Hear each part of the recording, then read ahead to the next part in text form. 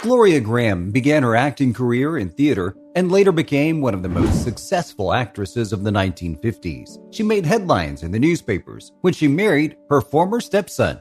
In this video, we'll talk about the actress's struggle with low self-esteem and her short-lived Hollywood career, getting signed to MGM and winning an award.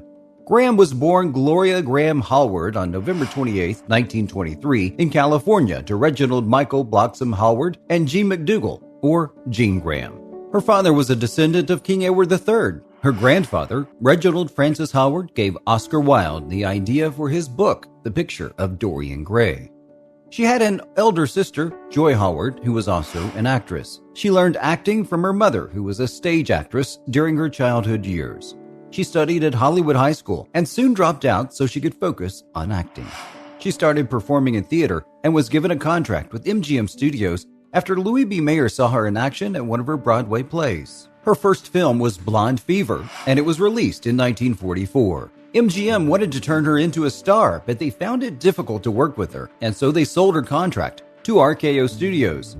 She was nominated for an Academy Award for Best Supporting Actress for her performance in the 1947 film Crossfire. 5 years later, she won her first Academy Award for Best Supporting Actress for her performance in The Bad and the Beautiful.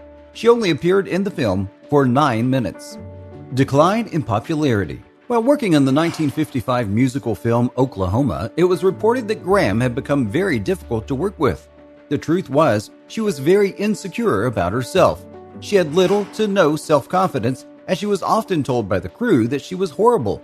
Many people claimed that she was always getting into arguments with her co-stars and crew members. It had become evident by then that her film career was coming to an end. Everything that happened during the filming of Oklahoma left her feeling tired and exhausted, so she took a break from acting and decided to spend more time with her children.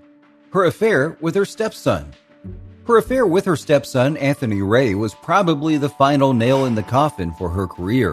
In 1950, she was found in bed with her stepson when he was just 13 years old. She divorced Nicholas Ray, father of Anthony, and 8 years later, she married her stepson. They had 2 children together, and their marriage wasn't made public until 1962.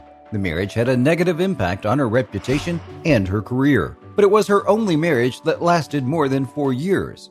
Her third husband, Cy Howard, accused Grahame of being an unfit mother, and he tried to gain custody of their daughter, Mariana. Grahame was so overwhelmed by everything that was going on in her life at the time that she had a nervous breakdown.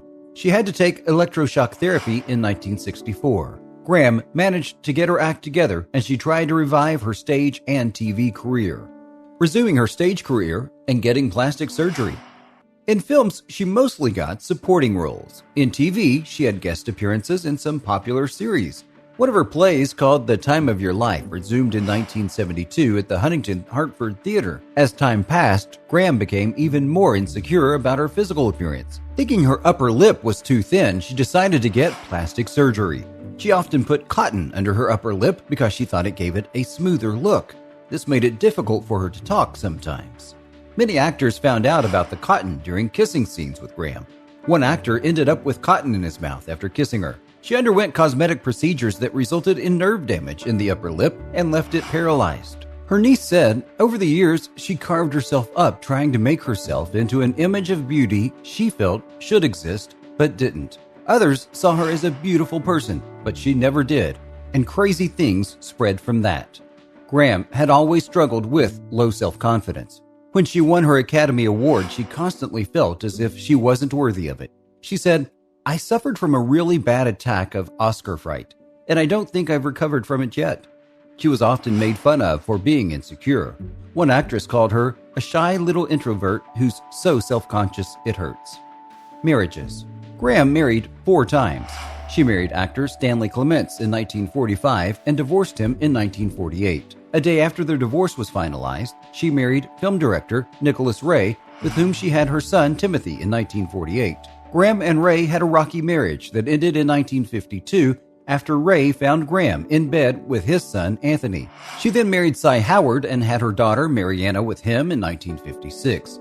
This marriage didn't last long either, and the couple divorced in 1957.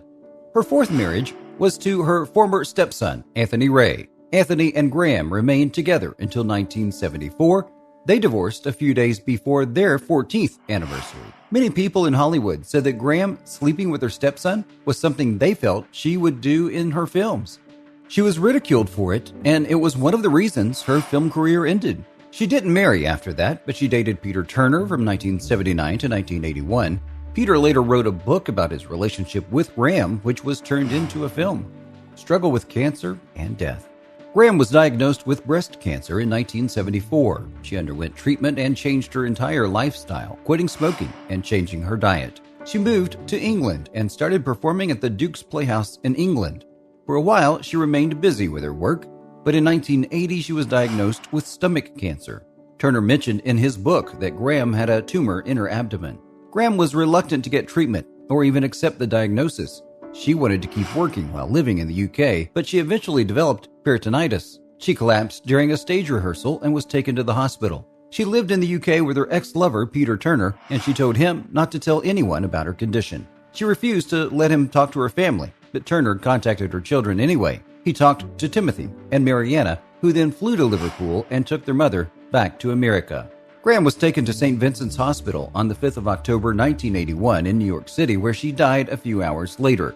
She was 57 years old at the time of her death. She has a star on the Hollywood Walk of Fame, and a portrait of her hangs in the community room of Manhattan Plaza.